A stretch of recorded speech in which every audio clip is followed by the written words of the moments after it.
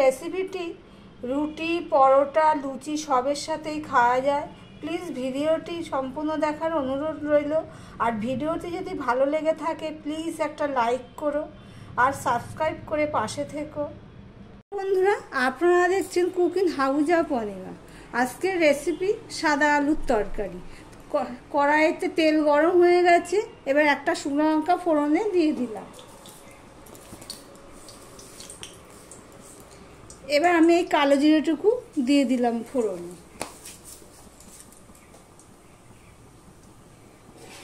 কালো জিরে ফোড়নটা হয়ে গেছে, গন্ধ বেরিয়ে গেছে।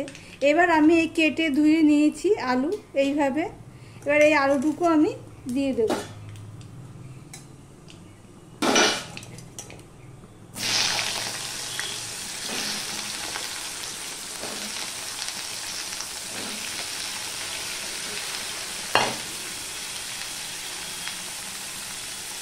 এবার নুন দিয়ে দিলাম। এই তরকারিটা রুটি, পরোটা, লুচি সবের সাথেই খাওয়া যায়। দারুণ একটা রেসিপি। যারা সবজি খেতে পছন্দ করে না তারাও এই তরকারিটা খেয়ে নিতে পারবে। এবার আমি এটা ঢাকা দিয়ে দিই। ঢাকা দিয়ে গেছিলাম, মাঝে এসে একবার নেড়ে দিয়ে গেছি। আলুটা একটু নিচে যেগুলো ছিল একটু লাল লাল হয়ে গেছে। এবার এর মধ্যে দিয়ে দিচ্ছি টমেটো কুচি।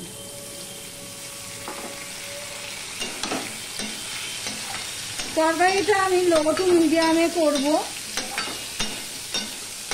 যে আবারও ঢাকা দিয়ে দেব।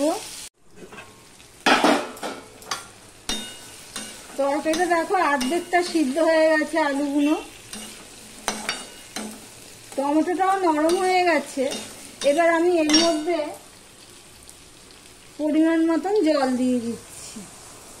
এই তরকারিটা আমি একদম শুকনো শুকনো করবো। অনেকে একটু জল রাখে, যেহেতু সব সিদ্ধ হয়ে গেছে আমি একদম শুকনো শুকনো করবো। আবার ঢেকে দিলাম। আমি 5 মিনিট পর চলে আসলাম। লো টু মিডিয়ামে দিয়ে আমি এটা ছিলাম। তরকারি আমার রেডি হয়ে গেছে।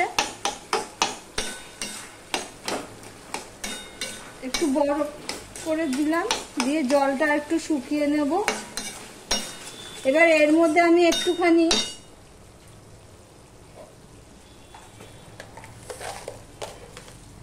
মিষ্টি দিয়ে দিলাম। 1 চামচের মতন চিনি দিয়ে দিলাম।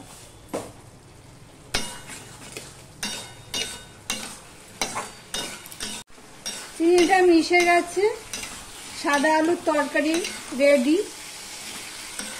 গ্যাসটা অফ করে দিলাম। এবার একটা বাটিতে তুলে নিচ্ছি। এতে হলুদ পড়ে না, পুরো সাদাই থাকে তরকারিটার। এই যে সাদা আলুর তরকারি রেডি। ভিডিওটি আজকের মতন এখানেই শেষ করলাম।